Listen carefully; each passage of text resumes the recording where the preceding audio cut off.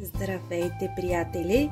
Днес искам да ви покажа как да си направим ето такива много хубави кълнове. Виждате, аз съм си направила от Bob Monk. Това са ми любимите. Какво ще ви бъде нужно, за да си направите кълнове и колко лесно се получават?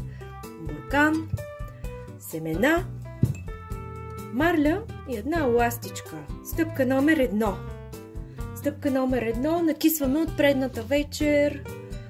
Това може да бъде леща, може да бъде Bob Monk, могат да бъдат други кълнове, каквито вие сте си харесали и сте си взели. Измивате ги много добре след накисването и ги поставяте в буркан. Стъпка номер 2. Аз тук съм си приготвила предварително леща, която съм накиснала от снощи. Измила съм я много добре и сега ще я сложа в буркана, за да видите как се случва. След това напълвам буркана и напълнихме бурканчето. Слагаме си отгоре това ластика и го оставяме така за един ден. Стъпка номер 3. На следващия ден доливаме вода в буркана, за да изплакнем нашите кълнове. Чудесно. Разклащаме добре.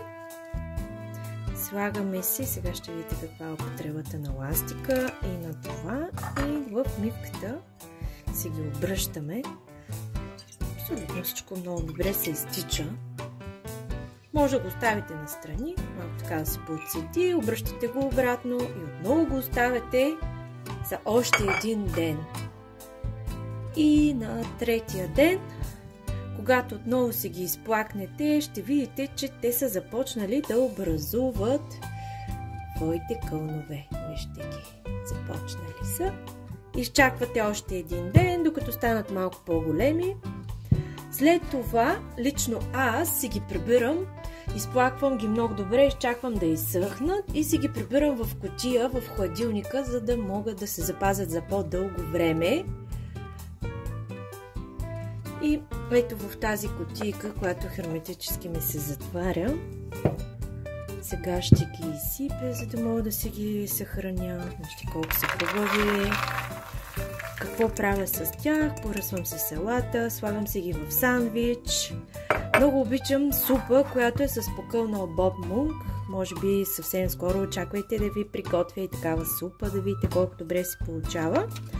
Затваряме и може да се храняваме до няколко дена в хладилника. Как действам аз? Когато видя, че започва да ми остават малко, веднага си зареждам нови и така гледам да не оставам без кълнове. Това е за сега от мен.